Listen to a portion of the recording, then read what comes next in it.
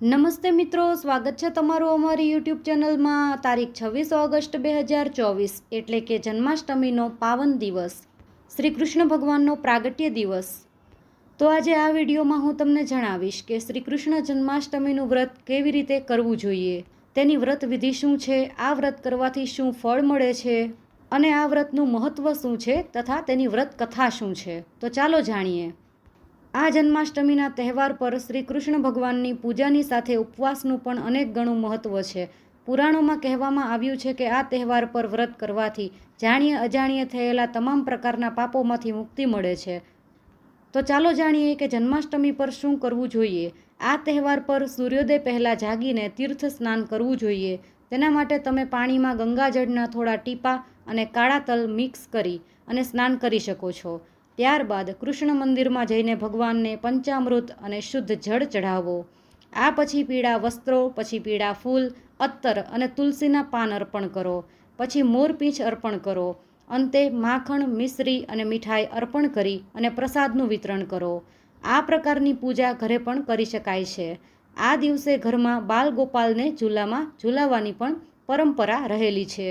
આપણા પુરાણોમાં કહેવાયું છે કે આ દિવસે ભોજન કર્યા વિના ભગવાન શ્રી કૃષ્ણની પૂજા કરવાથી છેલ્લા 3 જન્મના પાપ નષ્ટ થઈ જાય છે। આ સાથે જ મનોકામનાઓ પણ પૂર્ણ થાય છે। જન્માષ્ટમીના ઉપવાસની સાથે ભગવાન કૃષ્ણની પૂજા કરવામાં આવે છે। અષ્ટમીને જયા તિથિ પણ કહેવામાં આવે છે, એટલે કે તે તિથિ વિજય લાવે છે। આ વ્રત રાખવાથી તમામ કાર્યોમાં વિજય પ્રાપ્ત થાય છે। ઉપવાસ એટલે ભગવાનની પૂજા કરતી વખતે મન, શરીર અને વિચારો શુદ્ધ રહે છે। બ્રહ્મ વૈવર્ત પુરાણ અનુસાર ભારતમાં રહેનાર વ્યક્તિ શ્રી કૃષ્ણ જન્માષ્ટમીનું વ્રત કરે છે તેના 100 જન્મોના પાપોમાંથી મુક્તિ થઈ જાય છે, તેમાં કોઈ શંકા નથી। તેઓ દીર્ઘકાલમાં વૈકુંઠ લોકનો આનંદ માણે છે। આ પછી સારી યોનિમાં જન્મ લીધા પછી તે ભગવાન કૃષ્ણ પ્રત્યે ભક્તિ કેળવે છે, આ નિશ્ચિત છે। અગ્નિ પુરાણ કહે છે કે આ તિથિનું વ્રત કરવાથી વ્યક્તિ અનેક જન્મોમાં કરેલા પાપોમાંથી મુક્ત થઈ જાય છે। તેથી શ્રાવણના કૃષ્ણ પક્ષની રોહિણી નક્ષત્રયુક્ત અષ્ટમીના રોજ ઉપવાસ કરીને ભગવાન શ્રી કૃષ્ણની પૂજા કરવી જોઈએ। તો મિત્રો, આ વ્રતના પ્રારંભમાં ઉપવાસ તો અવશ્ય કરવો જોઈએ અને ભગવાન શ્રી કૃષ્ણની કથા વાર્તા સાંભળવી તેમજ ભગવદ્ ગીતાનો પાઠ કરવો અને સુગંધિત ચંદન તથા પુષ્પોથી પૂજન કરવું, વિવિધ વાજિંત્રો સાથે ભજન કરવા, બીજે દિવસે બ્રહ્મભોજન કરાવી અને પારણા કરવા। મિત્રો, જન્માષ્ટમી વ્રત કથા સાંભળવાથી ખૂબ પુણ્ય મળે છે અને મનોકામનાઓ પૂર્ણ થાય છે। તો ચાલો સાંભળીએ વ્રત કથા। મથુરામાં રાજા ઉગ્રસેન રાજ્ય કરતા હતા। તેને પવનરેખા નામે રાણી હતી। એક દિવસ તે પોતાની સખીઓ સાથે વનવિહાર કરવા ગઈ। ત્યાં દુમિલક નામનો રાક્ષસ આવી ચડ્યો। તેની દ્રષ્ટિ રાણી પવનરેખા ઉપર પડી। રાક્ષસે રાજા ઉગ્રસેનના જેવું માયાવી રૂપ ધારણ કર્યું અને રાણી સાથે આનંદ કરવા લાગ્યો। પવનરેખા કાંઈ સમજી નહીં અને તેને ગર્ભ રહ્યો। આ ગર્ભમાં રાક્ષસ કાળનેમીએ પ્રવેશ કર્યો। 9 મહિને રાણીને પુત્ર જન્મ્યો। તેનું નામ કંસ રાખવામાં આવ્યું। આ કંસ કાળનેમીનો અવતાર હતો। કંસમાં જન્મથી જ રાક્ષસના લક્ષણો હતા। 8 વર્ષની વયે તો તે મગધ દેશમાં ગયો અને જરાસંધ જોડે મલ્લયુદ્ધ કરીને જીત્યો। આવો તે બળવાન હતો। કંસના કાકા દેવકને એક પુત્રી હતી, તેનું નામ દેવકી હતું। કંસે તેને પાળી પોષીને મોટી કરી હતી। દેવકી સમજણી થતાં વસુદેવ નામના યાદવ સાથે તેના ધામધૂમથી લગ્ન થયા। આજે કંસના આનંદનો પાર નહોતો। તે પોતાની બહેન દેવકીને સાસરે વળાવવા નીકળ્યો અને પોતે રથ હાંકવા બેઠો। રથ થોડે દૂર ગયો ત્યાં આકાશવાણી થઈ, હે કંસ, આ દેવકીનું 8મું બાળક તારો નાશ કરશે। આટલું સાંભળતા કંસની વૃત્તિઓ પલટાઈ ગઈ।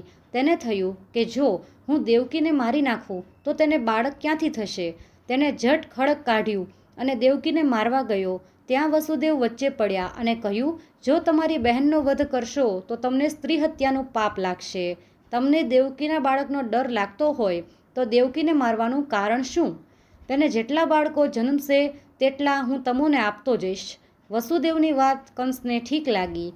પાછો ઘડીકમાં તેનો વિચાર ફર્યો કે કદાચ વસુદેવ ન લાવી આપે તો હાથે કરીને શા માટે મોત ઊભું કરવું। ઝટ તેણે રથ પાછો મથુરા હંકારી મૂક્યો અને પોતાના બહેન બનેવીને કારાગૃહમાં પૂર્યા। કંસના પિતા ઉગ્રસેન કંઈ હા ના કહે તે પહેલાં તેમને પણ ગાદી ઉપરથી ઉઠાડી મૂકી કારાગૃહમાં પૂર્યા। આમ કંસ પોતાના પિતાના જીવતા જ મથુરાની ગાદી ઉપર ચડી બેઠો. પ્રજા તેના ત્રાસથી કંટાળી ગઈ. થોડા સમયમાં દેવકી સગર્ભા થઈ અને તેણે એક પુત્રને જન્મ આપ્યો. કંસને આ વાતની જાણ થતાં તેણે તેને દેવકી પાસેથી ઝૂંટવી લીધો અને પથ્થર પર પછાડી મારી નાખ્યો. આમ દેવકીના એક પછી એક 6 પુત્રોનો કંસે નાશ કર્યો. આ સમયે ક્ષત્રિય કુળમાં ઉત્પન્ન થયેલા દૈત્યોથી પૃથ્વી પીડાતી હતી. દૈત્યોનો ત્રાસ સહન ન થવાથી પૃથ્વી બ્રહ્માને શરણે ગઈ. બધા દેવો ભેગા થયા અને પૃથ્વીને આશ્વાસન આપી તેનું દુઃખ નિવારવાનું જણાવ્યું. દેવોએ એક પછી એક પૃથ્વી ઉપર અવતાર લેવા માંડ્યો. દેવાંગનાઓ વ્રજભૂમિમાં ગોપીઓ બની, દેવો ગોવાળિયાઓ બન્યા. દેવકી 7મી વાર સગર્ભા થઈ. તે સમયે શેષે પોતાના અંશ વડે દેવકીના ગર્ભમાં પ્રવેશ કર્યો, પરંતુ યોગમાયાએ દેવકીનો ગર્ભ વસુદેવની બીજી સ્ત્રી રોહિણીના ઉદરમાં મૂક્યો. આમ દેવકીનો ગર્ભ નિર્વિઘ્ને પહોંચી ગયો. રોહિણીને 9 માસે પુત્ર જન્મ્યો. તેનું નામ રામ પાડ્યું. રામે બલપૂર્વક પ્રલંબાસુરને મારી નાખ્યો, તેથી તે બલરામ કહેવાયા. બલરામ શેષનાગના અવતાર ગણાય છે.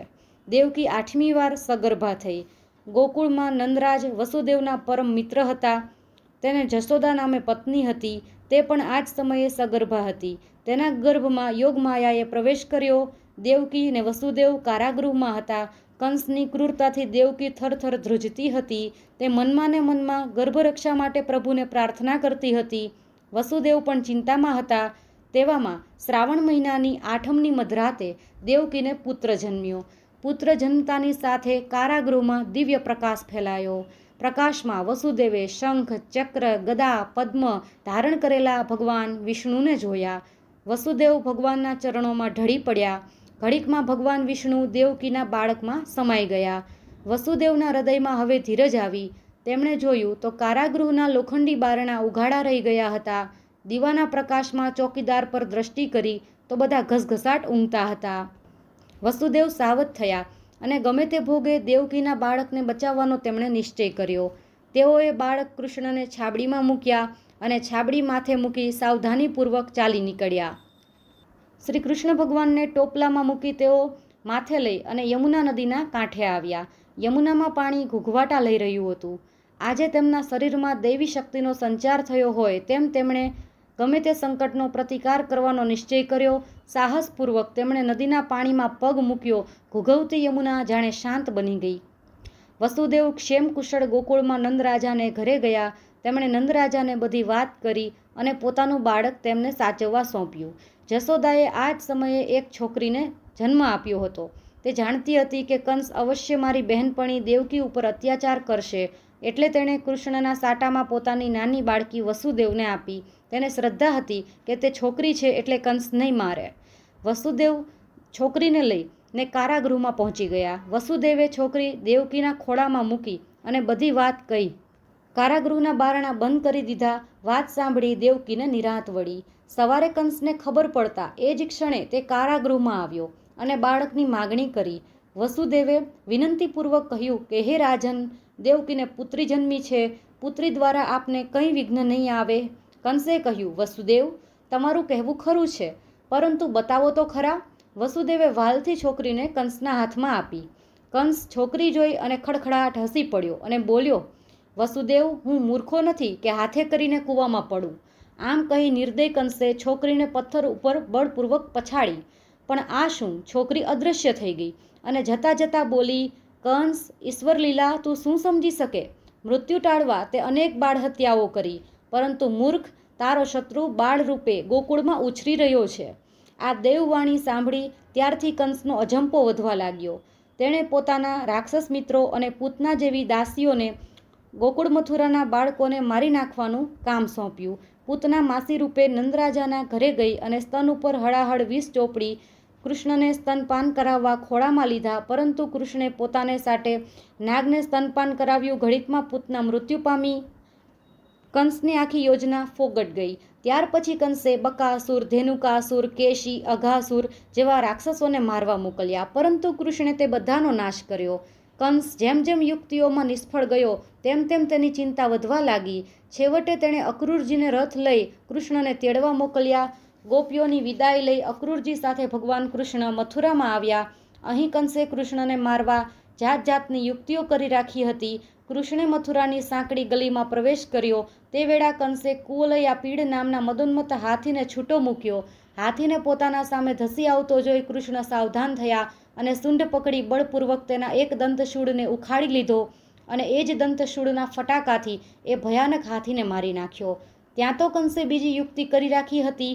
તેણે ચાણૂર અને મુષ્ટિક નામના મલ્લો સાથે મલ્લયુદ્ધ લડવાનો કૃષ્ણને આગ્રહ કર્યો. કૃષ્ણે મલ્લયુદ્ધનો પડકાર ઝીલી લીધો. આ યુદ્ધ માત્ર રમત પૂરતું નહોતું, કૃષ્ણને મારવાનું કાવતરું હતું. કૃષ્ણ મલ્લોની ક્રૂરતા સમજી ગયા.